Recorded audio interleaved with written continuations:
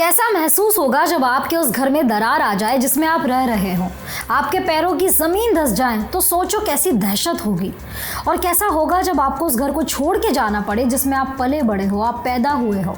यही सब हो रहा है इस वक्त जोशीमठ में। आखिर ये सब क्यों हो रहा है देवभूमि में, आइए जानते हैं इस वीडियो में। नमस्कार दोस्तों, मैं इंदु हाड़ा और आप देख रहे हैं ओजांग टाइम्स। उत्तराखंड के शहर जोशीमठ में जमीन धंसने का सिलसिला बढ़ता ही जा रहा है।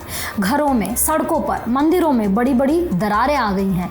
जमीन फटने लगी है, घर अंदर धंस रहे हैं और मंदिर ढह रहे हैं, जिससे लोगों में दहशत का माहौल बन गया है। दिन तो जैसे तैसे बाहर कट जा रहा है, लेकिन लोगों की रातें डर में जागते हुए कट रही है कि कहीं उनका घर ढह न जाए। अब तक करीब 600 से ज्यादा घरों में दरारें आ चुकी है। कई घर गिरने की कगार पर है। प्रशासन भी मुस्तैद हो गया है और 50 से ज्यादा घरों को शिफ्ट करवाया जा चुका है। सीएम पुष्कर धामी ने उच्च स्तरीय बैठक भी बुलाई, जिसमें अधिकारियों को डेंजर जोन में रहने वाले लोगों को शिफ्ट करवाने और तत्काल सुरक्षित स्थान पर एक बड़ा अस्थायी पुनर्वास केंद्र बनाने के निर्देश दिए हैं। साथ ही उन परिवारों को 6 महीने तक का किराया सीएम रिलीफ फंड से देने की घोषणा की है, जिनके घर बिल्कुल भी रहने लायक अब नहीं रह गए हैं।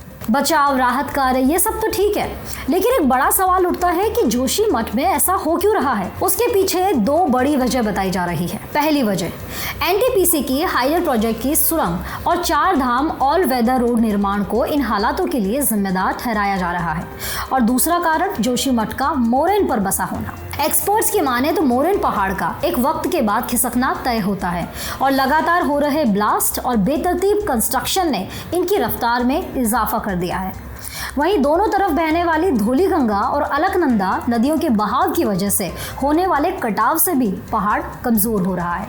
और सबसे ज्यादा चौंकाने वाली बात तो यह है कि इसकी भविष्यवाणी साल 1976 में ही कर दी गई थी। जी हाँ, तत्कालीन गढ़वाल कमिश्नर एमसी मिश्रा की अध्यक्षता वाली समिति ने एक रिपोर्ट दी थी, जिसमें साफ तौर पर इस खतरे का जिक्र किया था कि भविष्य में ऐसा हो सकता है। और इतना ही नहीं, उसके बाद 2001 में एक और रिपोर्ट सामने आई थी, जिसमें भी चेताया गया था।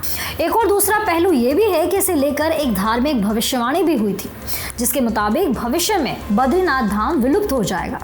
इस धार्मिक भविष्यवाणी में कितनी सच्चाई है ये तो हम नहीं कह सकते, लेकिन काफी रिसर्च के बाद जो वैज्ञानिक रिपोर्ट पेश की गई थी, उसको देखते हुए जल्द से जल्द इस खतरे से निपटने के लिए उपाय किए जाने जरूरी हैं, क्योंकि ये शहर अपने सांस्कृतिक और ऐतिहासिक अस्तित्व को अब धीरे धीरे खो रहा है। अगर यही हाल रहा तो भविष्य में जोशीमठ के मंदिरों की कहानियां ही आपको और हमें सुनाई देगी। फिलहाल इस खबर में इतना ही। लगातार खबरों से जुड़े रहने के लिए हमारे चैनल को सब्सक्राइब करके बेल आइकन पर क्लिक जरूर कर दें और देखते रहें ओजांग टाइम्स।